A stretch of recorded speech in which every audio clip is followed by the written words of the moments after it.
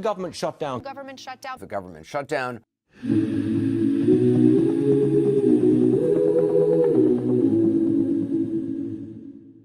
The recent government shutdown has rattled our economy into a downward spiral. But you might wonder, what exactly is a government shutdown? In the United States, when the two parts of Congress, the House of Representatives and the Senate, and the President cannot come to an agreement on the topic of the annual federal budget, funding for non-essential parts of the government cease. In this case, Democratic parts of the government cannot agree with the Republican parts of the government on Trump's demand for a $5 billion border wall between the United States and Mexico. This government shutdown is taking a big effect on our economy.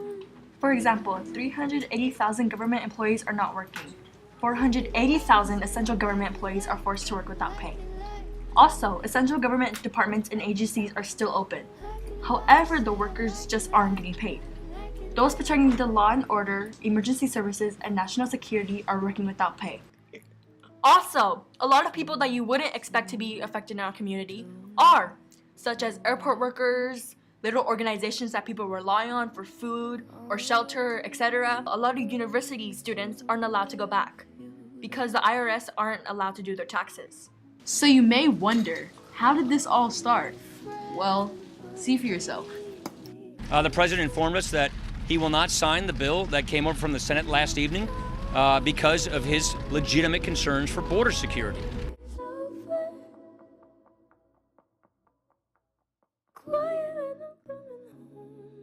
On December 6th, Congress passes a short-term funding bill to delay the shutdown until after the date of President George H.W. Bush's funeral.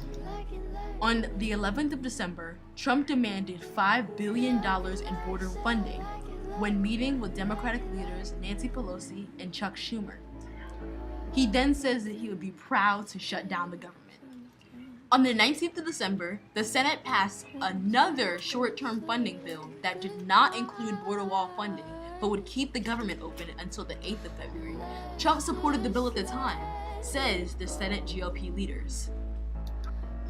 On the 20th of December, Trump changes his mind about the previous day's continuing resolution the Senate passed. He then announces that he will not sign a bill with no wall funding. House Republicans then pass a new CR that includes $5.7 billion in wall funds. On January 3rd, Democrats take over control of the House and Nancy Pelosi is then elected Speaker. Later that night, the new Democratic majority then continues to pass two bills which would both fund the government that do not include funding for the border wall. Also, Republican Senate leaders reject the idea of taking up the bills. After many more attempts at negotiations, arguments, slam tables, addresses from the White House, meetings, and speeches later, the government shutdown still doesn't seem like the end is near. On the 12th of January, the shutdown set the record for the longest of the modern era.